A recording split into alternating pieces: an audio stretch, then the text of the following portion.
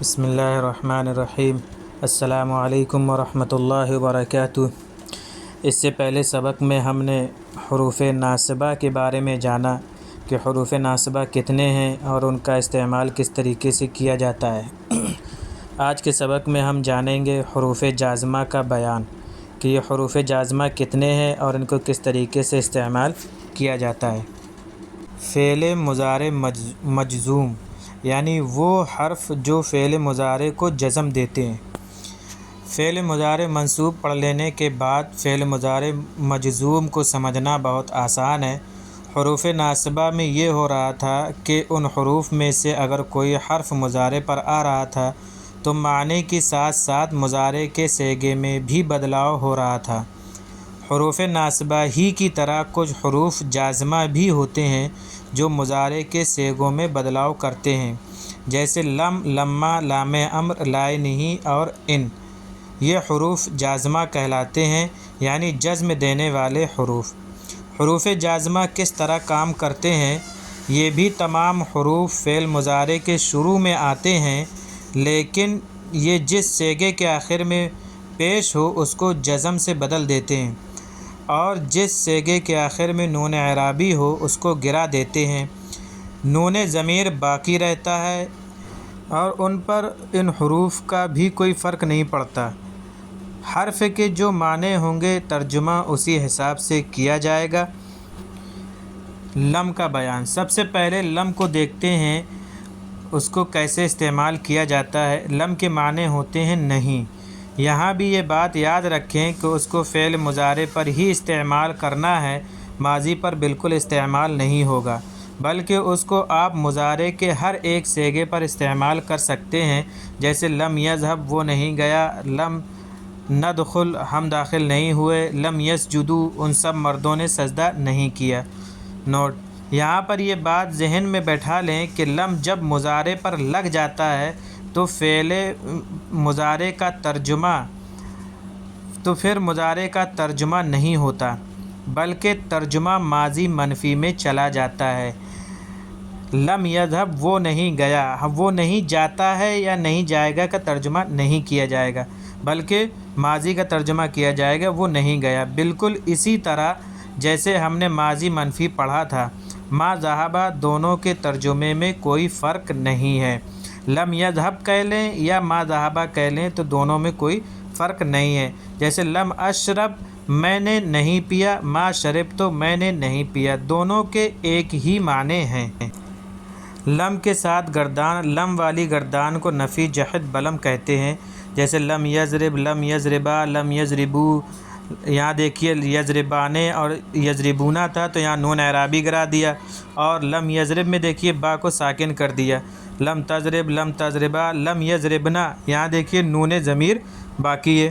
لم تضرب، لم تضربان، یہاں سے نون کو حذف کر دیا جائے گا تو لم تضربا ہو جائے گا۔ لم تضربونا کے اصل میں لم تضربونا تھا تو اس کو لم تضربو کر دیا۔ لن تضربینا اصل میں تھا تو اس کو لم تضربی کر دیا۔ تو لم تضربا یہ تثنیہ تھا تو اس کا نون اعرابی گر گیا۔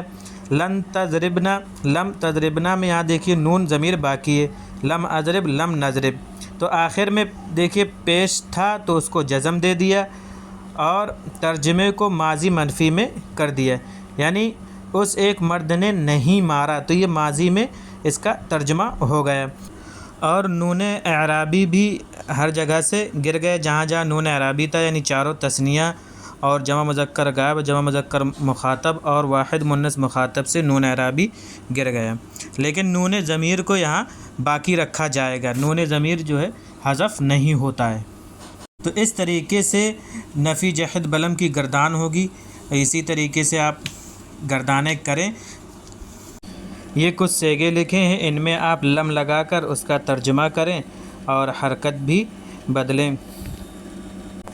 اور صیغے بھی بتائیں کہ یہ کون سا صیغہ ہے۔ تو اس میں دونوں طریقے سے ترجمہ کریں، پہلے فعل مضارع معروف کا ترجمہ کریں، پھر لم لگا کر ترجمہ کریں اور معنی اور صیغے بھی بتائیں۔ نیچے لکھے جملوں کو نفی جہت بلم سے بدلیں اور ترجمہ بھی کریں اور نیز صیغے بھی بتائیں۔ یہ جو صیغے لکھے ہوئے ہیں ان کا ترجمہ کرنا ہے اور صیغے بھی بتانا ہے۔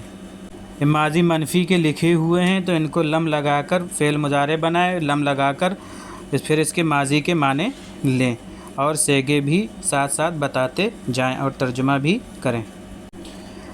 ان جملوں کی عربی بنائیں، پہلے ماضی منفی کی عربی بنائیں، پھر نفی جہد بلم سے بنائیں کہ نفی جہد بلم میں ان کی عربی کس طریقے سے بنے گی اور ان کا کیا ترجمہ ہوگا۔ جیسے ان سب مردوں نے کام نہیں کیا تو اس کو ہمیں نفی جہد بلم کے ذریعے سے بھی بنانا ہے اور فعل ماضی کے ذریعے سے بھی بنانے ہیں۔ ان جملے سے پتہ چل جائے گا کہ ماضی منفی اور نفی جہد بلم کے ذریعے سے بنائے جانے والے جملوں میں کے ترجمے میں کوئی فرق نہیں ہوتا ہے۔ اب یہاں سے ہم لما کا بیان کریں گے کہ یہ بھی حروف جازمہ میں سے ہے اور یہ بھی فعل مضارع پر آتا ہے۔ اس کے معنی ہوتے ہیں اب تک نہیں، جیسے لما یذہب وہ اب تک نہیں گیا، لما ندخل ہم اب تک داخل نہیں ہوئے۔ یہ بھی فعل مضارع پر وہی عمل کرے گا جو لم کر رہا تھا، یعنی آخری حرف پر اگر پیش ہے تو اس کو جزم دے دے گا، نون اعرابی گرا دے گا، نون ضمیر باقی رہے گا اور اس کا ترجمہ اب تک نہیں کیا، اب تک نہیں سویا، اب تک نہیں کھایا، اب تک نہیں گیا ایسے ہوگا۔ لیکن یہ یاد رکھیں یہ ترجمہ اسی وقت ہوگا جب یہ فعل مضارع پر داخل ہوگا۔ اگر لما فعل ماضی پر داخل ہو گیا پھر یہ ترجمہ نہیں ہوگا، اس کا ترجمہ الگ ہوگا، وہ ہم انشاءاللہ اگلے حصے میں پڑھیں گے۔ نیچے لکھے فعل مضارع کے شروع میں لما لگائیں اور ترجمہ بھی لکھیں اور صیغے بھی بتائیں۔ یہ تمام فعل مضارع کے صیغے لکھے ہوئے ہیں، ان میں لما لگا کر ترجمہ کریں اور کیا اعراب ہوگا، کیا حرکت ہوگی یہ بھی بتائیں۔ لم اور لما کے فرق کو اچھی طرح ذہن میں بیٹھا لیں، سوچ سمجھ کر عربی بنائیں۔ یہ جو جملے لکھے ہوئے ہیں اردو کے، ان کی لم اور لما کے درمیان فرق جو ہے اس کا دھیان رکھتے ہوئے اس کی عربی بنائیں، کیونکہ اگر ہم دھیان نہیں رکھیں گے تو ہماری عربی جو ہے غلط ہو جائے گی، اس لیے ہمیں دھیان رکھنا ہے۔ ان کا بیان، ان کے معنی آتے ہیں اگر، جیسے اردو میں ہم کہتے ہیں کہ اگر تو جائے گا تو میں بھی جاؤں گا، تو یہاں ان کا استعمال کریں گے۔ یہ بھی حروف جازمہ میں سے ہے، یہ بھی فعل مضارع پر آئے گا اور آخری حرف کو جزم دے دے گا، نون اعرابی گرا دے گا، نون ضمیر باقی رہے گا۔ مثالیں ان تذهب اذهب، ان تدخلوا تسجدوا وغیرہ ہیں۔